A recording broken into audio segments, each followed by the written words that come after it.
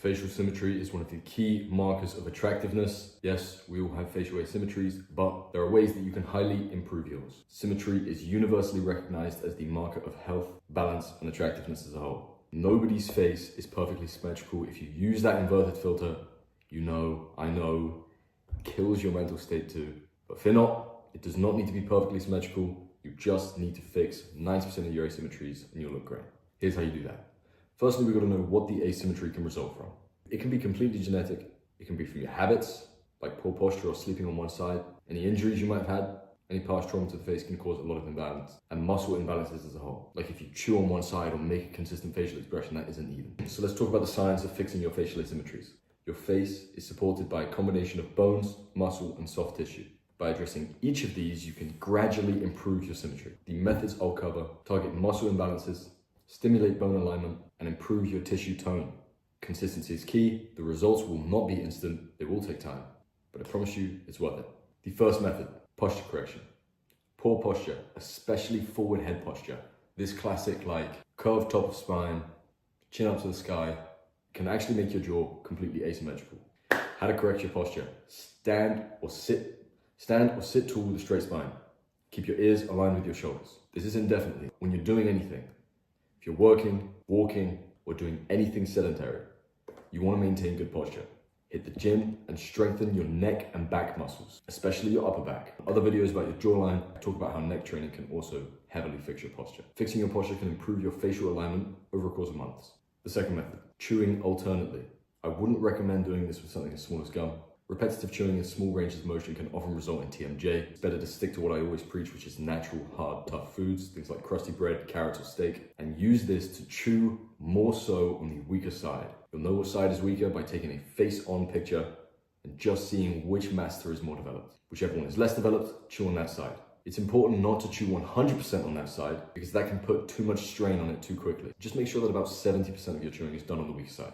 Again, these results will take months, but they are worth it. Because also, if you can see asymmetries in your masseter development now, it's only going to get worse. That's your body showing you that your habits are building uneven muscle foundation. You're only going to keep building as you grow. So you got to fix it now. Third method, facial exercises. When doing the right facial exercises, you can activate underused muscles and relax overused one to bring about more symmetry as a whole. First exercise I want to talk about is resistance smiling. You place your fingers on the top corners of your mouth and you want to smile in an upwards turned smile like this and push against that. You're going to feel the resistance of your orbicularis oris and it activates weak cheek muscles that might be causing any imbalances by ensuring that you train both sides evenly. Do it for 20 seconds at a time, 10 minutes a day, rest in between. Another exercise is eye area balance, independent eyebrow control. I have more videos that touch on this too. Practice in the mirror, trying to train one eyebrow and then the other eyebrow. People often ask, how did I even get positively tilted eyebrows when they always used to look like this? It's independent eyebrow control, highly useful skill. If you notice that one eyebrow is weaker than the other, do more repetitions on that side.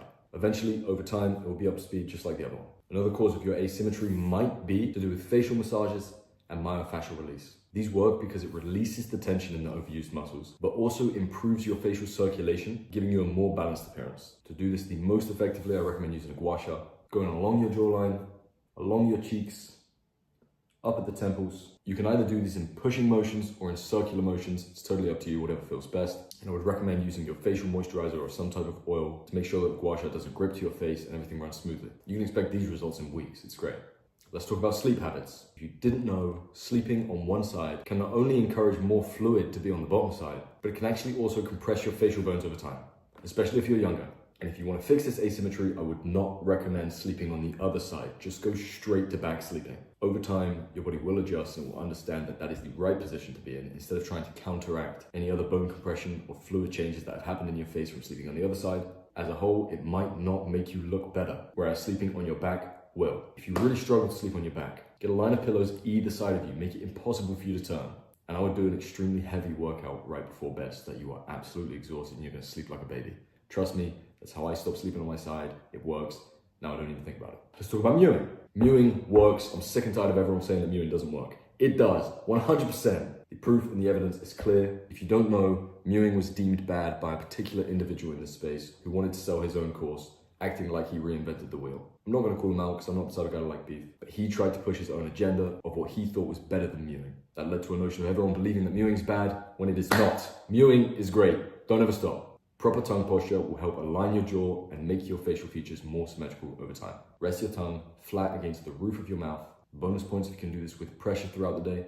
Keep your lips sealed and your teeth slightly touching. This can highly improve symmetry and definition all throughout your face. In the first 1 to 2 weeks of applying all of these methods, you'll start to see initial changes in your muscle tone and posture. In the first 1 to 2 months, you'll have noticeable changes in your jawline, your cheekbones, and your overall alignment. In a 6 to 12 month time frame, you can have significant, long-lasting changes that make you look more attractive and symmetrical. Try it out. As always, facial symmetry is more than just looks. It's balance, health, and confidence. By following these techniques, you can create a more harmonious and symmetrical face. And remember, your small, consistent habits are going to be what makes the biggest difference over time. Studies show that people with more symmetrical faces are perceived as healthier, more attractive, and more confident. It's vital. So get going on your journey. Ask any questions in here if you need to, and start watching the results coming in. Best of luck.